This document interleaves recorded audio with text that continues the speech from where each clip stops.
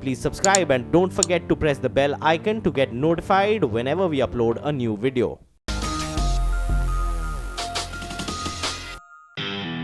In our inaugural season of YT Masterclass, we have joined hands with Matrix Partners India, part of the Boston-based venture capital firm that manages $4 billion in assets across the United States, China and India.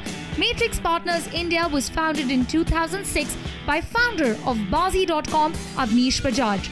With a focus on startups in the consumer tech, B2B, enterprise and the fintech space, Matrix Partners India has $700 million under management. Over the years, the Foundersfirst philosophy has come to define their approach to investment and managing their portfolio of startups, which include Ola Cabs, Practo, Quikr, Cloudnine, Dailyhunt, Limeroad and mswipe. On the show today, we bring you the story of Suchi Mukherjee's e-commerce marketplace, Limeroad.com. Founded in 2012, Limeroad was focused on women's fashion from day one, but it has recently expanded to men's and kids' wear space. Suchi is also looking to aggressively build a strong brick-and-mortar presence and has opened the first Limeroad branded store in Surat, Gujarat this year. The company has so far raised $50 million in 3 rounds of funding from Matrix Partners, Tiger Global and Lightspeed. Today, Suchi Mukherjee is in conversation with Matrix Partner India's founder and managing director, Avnish Bajaj.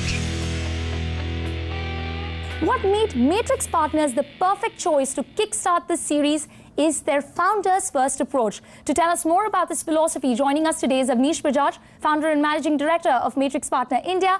And to bring us insight on the founder in the Foundersfirst approach is Suchi Mukherjee, founder and CEO at Limeroad, one of Matrix's portfolio companies. Thank you so much for joining us on the show today.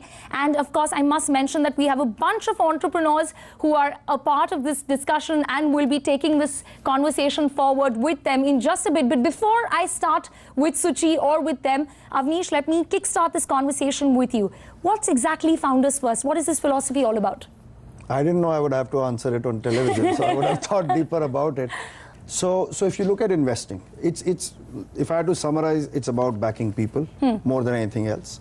And in our business, I was an entrepreneur myself. When I started investing, there was a lot of thinking about what business to invest in, what idea to invest in. And if I look back and look at my own success or success of firms globally, I reached the conclusion, at least for us, that we would back founders over markets or businesses. So we believe it's founders first and founders last, and everything else kind of follows. Suchi, as I said in my introduction, we have you in this conversation to give us an insight on the founder part of it. You're one of Matrix's portfolio companies, and I'm sure you would have had to go through the paces with them. And did you get that sense that they were betting more on you over the idea of Limeroad? She better have. I had no idea what she was going to do. Frankly, no, okay, so if you're a founder, what does it mean to have a great VC on your side? It means 2 things, at least to people like me. One is you have a year when you need it. 2, you're left alone when you don't. And I think Avnish does that extraordinarily well. And the beautiful thing about this relationship with Matrix, and Avnish in particular on my board, is that I will always seek his suggestions and views. And I think he's gotten over the point that he does not get offended if I don't execute on it. But I will come back and tell him. So there was a point when he got offended? Most of the time she doesn't agree with it. And I don't get offended. In fact, we were just chatting earlier today. And I have learned this, by the way, having been a founder myself. Yeah. It's actually a little bit more challenging to, you may think it's easier to be founders first, but it's actually more challenging because you think you know. And then you have to realize that if you're really backed a founder who knows, you have to back off. I gave 2 examples of situations where both me and our co-investor, who we have a great relationship, we felt a certain way. And she said, you guys are wrong. And I think founders. That? Why don't you hear your side of that? All right. So in the very early days, there was a big conversation, particularly at the time, China. There were these class of companies that were doing really well when the back end was of a particular type. These were more referral type models, right? And we had a very long conversation on that. And you know, I came back, and I actually really respect Avnish for this. He sent me to China. And he said, please go. And he kept harassing me until I went, which was a great thing. You want to respect people who force you to learn, all right? So I went, and I came back, and I said that I wasn't going to do it. What was the agenda for you to go there? Was just to learn, to look at these companies that were growing really well. No possible collaborations? No, not collaboration, but yeah, because you can almost, see, we are all in business of managing uncertainty, whether as an investor or as a founder. If there is some place where you can go and get some forecast of what the future is going to look like, you should do it. It's just pure learning. It's just pure learning. And so we went and we looked at these companies, and I came back and I said, actually, I actually think this will implode. It turned out like that. We didn't move. We had a lot of debate, discussion, and we stuck to our... And this was in the early days, and then there was another instance where, and that's where we would rather not name the companies. There were 2 or 3 companies in India that were making a lot of noise. And their numbers, basis whatever, we get a lot of data, were looking much steeper trajectory of growth than Limeroad. Yeah. And Suchi would actually tell us this is not real. Meaning not that the numbers are fake, but that the way the model is working is going to implode. It's, for example, if either it could be highly discounting driven, or it could be that the vendors are not getting paid, or something is going on, right? We invested in 2012-13 when there was a bust. Right. Yeah. She came back to India, and I actually remember sitting at lunch with her and said, "You are giving up same thing I had done like a few years ago, but like why would you want to make the same mistake? You're giving up a great job. There is nothing happening in e-commerce. What is this idea? Why do you want to do this?" This is a former entrepreneur talking, by the way. But it was partly also a test. Okay. Right? It is partly also a test. Point notes to be taken by all the startups here. Yeah. If this is like some bit of reverse psychology that investors play with you. But you know, at some point. and it is not as much of game playing. It was truly how I felt. I felt cynical. Right. I felt cynical. I was cynical at that stage, and I gave my cynicism to her. And then this women are not even on the internet. That's what are you going to do? What are women you are do? not on the internet. That was women a big are thing. 13% of the internet. Yeah. What are you smoking? Seriously. And 45 minutes later, I walked away fully inspired, saying, I don't understand what she's doing, but I'm going to invest So in what it. was that pitch, Suchi? Because that's going to be a good pitch. No, takeaway. but I tell you, I'll tell you 2 things. One is Avnish was investing in a founder whose kids and husband had still not moved back. And he said to me, he said to me several times in that process, I have never invested in somebody who doesn't even live in this bloody country. Every rule was getting broken. Yeah. She's in, well, fortunately, we hadn't invested in a lady till then, so the first one. Moving from a different market and not knowing the market, like it was like, but you know, the best investments are when you break the rules. So. And Avnish called me one day, and I said, Avnish, I'm driving. I was in Delhi. My kids hadn't moved back yet. And then I said, I'll call you back. And then I called him back, and he said, phew, I now think we made the right decision. Your driving in Delhi means you've come back to India. You're Indian enough. You can deal with India. I'm just feeling so much better. I do remember that. One of the many tests that Avnish had laid out for you. There were no female users on the internet. There were like 10-15%. But everywhere in the world, shopping was dominated. FMCG, stores. I was going into Kirana stores. Most of the people who are doing the shopping are women. Someday they were going to get educated. They were going to come on the internet. There was no stopping that tide. It was just a matter of timing. And that was the pitch. That was the You pitch. just heard it. Because that's when and then this thing came out, what just came out. So why we kind of got, behind the scenes of what made Avnish bet on Suchi. Let me ask you, Suchi, what made you go to Matrix Partners? What is it that made you choose this investor over anyone else? See, the thing with Avnish was very simple. He was an entrepreneur. And then he became a VC. And he was an entrepreneur who'd done pretty much the same journey as I had done. Right. He'd gone abroad. He'd done a bunch of stuff like investment banking, consulting, stuff like that. He came back. He chucked all of that. He came back. He built something. Right. He understood what platforms meant because, you know, he sold Bazi to eBay eventually. So he'd seen the grit, the grind, the frustration, and now he was a VC. And all I could expect is that he would be able to teach me a bunch of things. We went through a a very hard labored negotiation. Right. Because she's very seasoned. She knew what she was getting into. And I would say the reason we still got through to the other side, and I would say excitedly, was because the nature of the interactions, and not just her and me, you know, there's a co-investor, Bejul, of Lightspeed. So the nature of the discussions used to be lot of disagreements without being disagreeable, right? And very respectful. I don't think in this group we have ever lost lost the tone of voice or lost our temper or any of that. Right. Common questions that investors are asked. A, of course, how do I raise money? But the other one is, how do I stumble upon a big idea? You know, I think most people imagine that they are just going to be sitting one day and a big $1 million idea is just going to fall on their lap.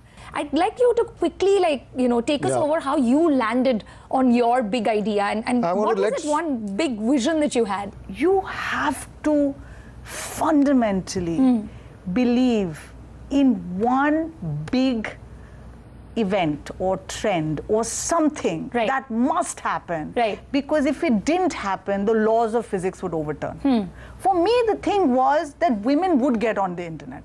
There are a lot of what we in our own lingo classify as information-based businesses, information-based entrepreneurs, and wisdom-based entrepreneurs. Information ones are that are reading about stuff externally, and I also sometimes, I'm an MBA, so I can call them that. I call them MBA entrepreneurs, right? Disparagingly, because it's like, or consultants, versus experiential entrepreneurs. They should say, what are the biggest problems I face today that are yet unsolved? Or they should say, what are the biggest problems around me that people are facing? Like, I can tell you from my house, if I were to say what are the biggest problems, my wife would probably say managing the staff is still a big problem. Now, is there any internet-based solution? I don't know, but could there be a massive service which is on demand? If a staff is going on holiday, Ola equivalent, hit the button, you get a very qualified person to come home. There's an opportunity. I can tell you an idea right now. Yeah. So think about the problems. Yeah, but I would add one thing. You think about a problem and then you have to do a passion test. So you've hit the big idea and now you're talking about this test. So I want to ask you, as entrepreneurs, what's the best way to, say, pursue that idea? Should you just keep that idea to yourself and work, just put your head down and work towards it? Or should you grow a thick skin and go out there, discuss your idea with several people, get opinion, get feedback, spot the landmines, and then take it forward? What's the best approach? So I think the first thing is you have to look at yourself at the mirror, and every day you have to still be in love with the idea in the morning. And it has to persist. Right. There has to be something linked deeply to your value system. That makes you want to keep going. That makes you want to do it 10 years from the time you decide to do it. Because it takes 10 years to build a beautiful world-class business. Right. It will take that much time. So you've got to have that. So that's number one. And the second thing is, you've got to believe that ideas are a commodity. Right. What differentiates the great from the also-ran is incredible execution. Right. You cannot, I don't know, Avnish, if you think differently. But did you do that though? So you said that you'd have to be in love with the idea. I went and spoke to so many, I went and spoke to, I came here, I spoke to a CA, he looked at me and he said, you're a woman, you never lived in India, you want to build a business, go back. He said that to me. Yeah. So many people said, are you nuts? There are no women on Indian internet space. What's wrong with you? I spoke to my mentor, who's Michael Van Swy.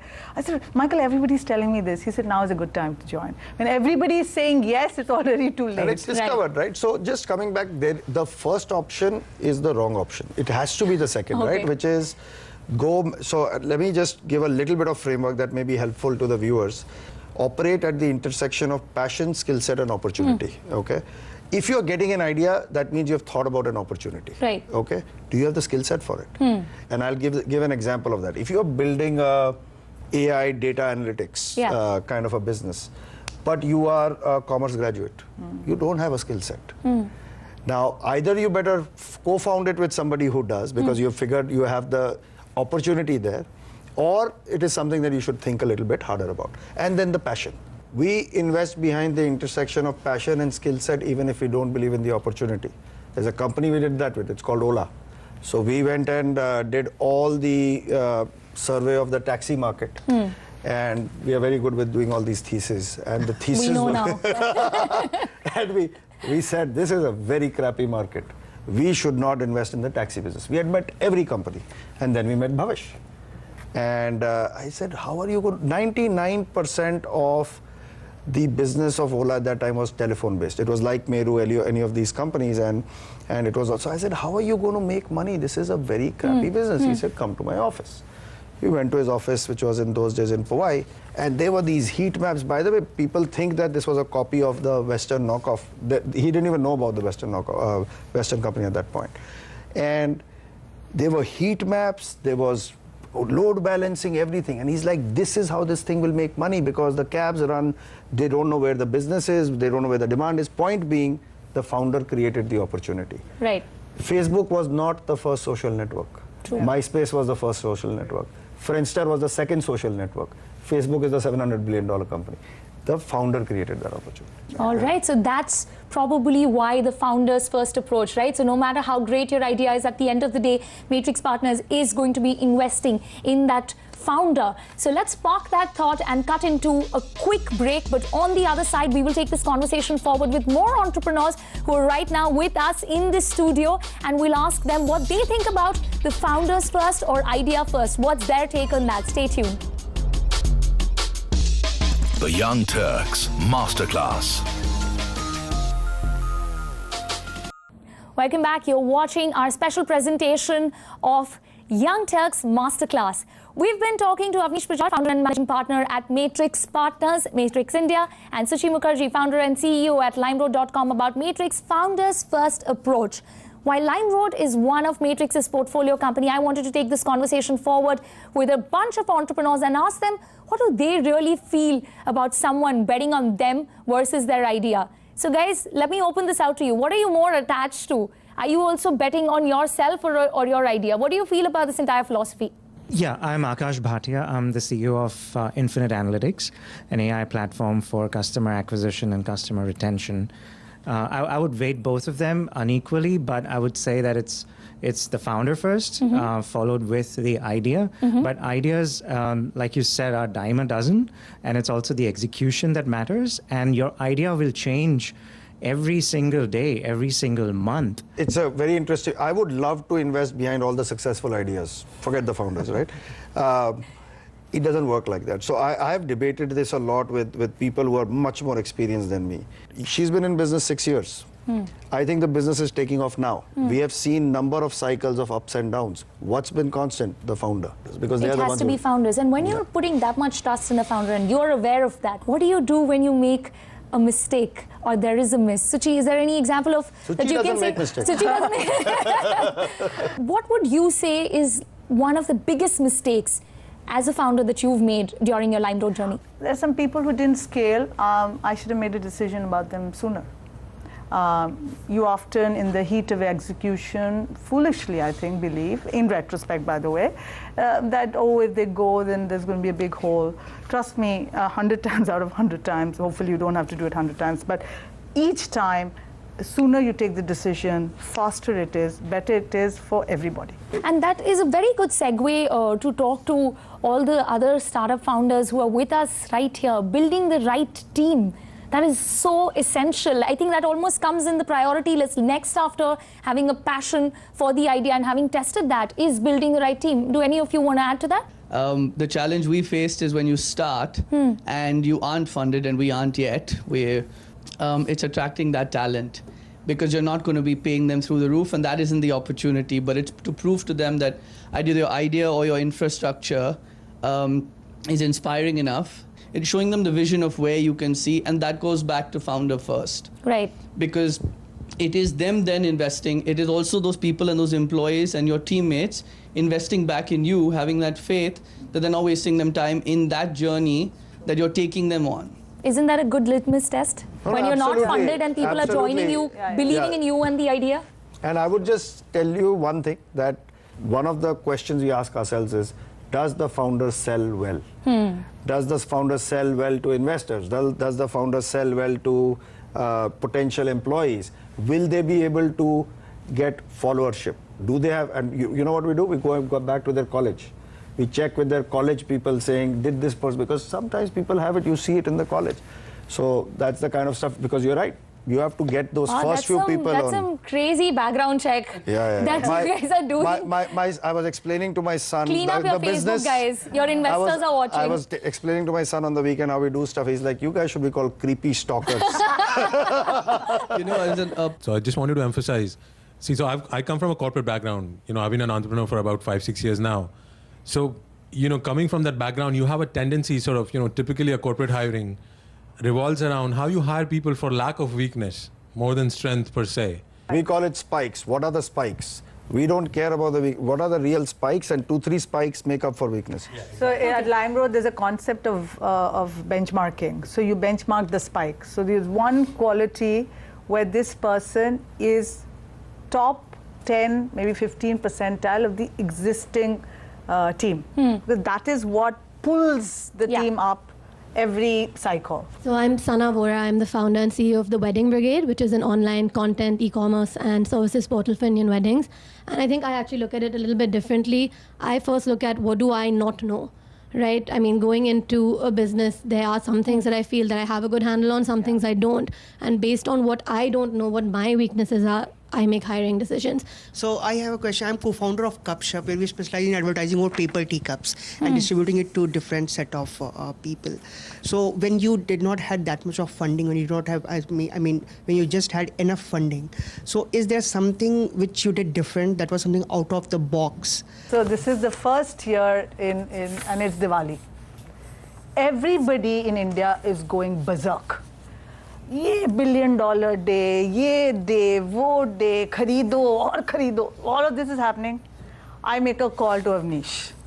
And I say, I don't know if Avnish remembers this. I said, Avnish, I need to ask you a question. Everybody's going mad around us. Everybody is discounting the hell out of their P&Ls. I don't get this.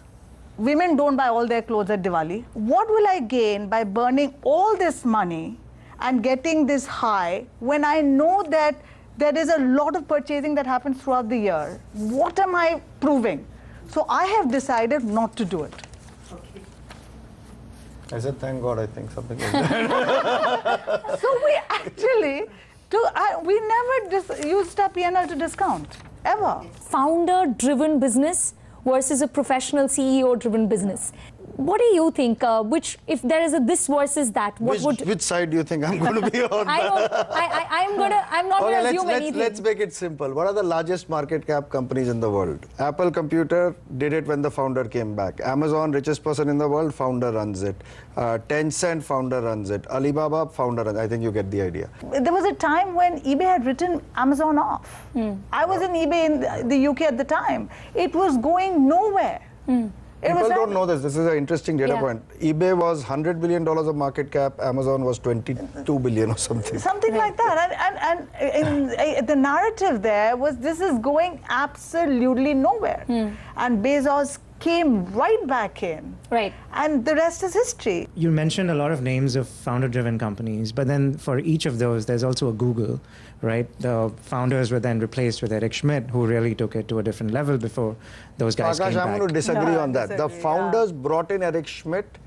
This is the only relationship, by the way, where they are still very close. Right. They said we need adult supervision. Sure. And I think the best founders, so Steve Jobs bought Tim Cook. So I think there was a very tight coordination between the three of them. Yeah, absolutely. And that's what's needed. Yeah. But the fact that they recognized that there was a gap and then I think the best founders do. I think the first thing that we said when we started recording this episode was founders first, founders last. And if there's one takeaway from this entire discussion, starting from stumbling upon an idea, to the big mistakes, to creating an ecosystem and finding synergies with your investor, picking the right team, or even a future CEO for your company, it is founders first and it is founder last. Thank you so much for sharing all these insights with us on Young Turks Masterclass, and thank you so much for spending time with us and joining us at the CNBC TV 18 studio. With that, it's a wrap on this edition of Young Turks Masterclass. Do tell us what you thought of the show. You can write into us, youngturks@nw18.com, or tweet us, CNBC Young Turks. That's our Twitter account. Remember that this is our special series, so we will be back with another edition with Matrix Partners and, of course, another portfolio company. Till then, from all of us here, goodbye and many thanks for watching.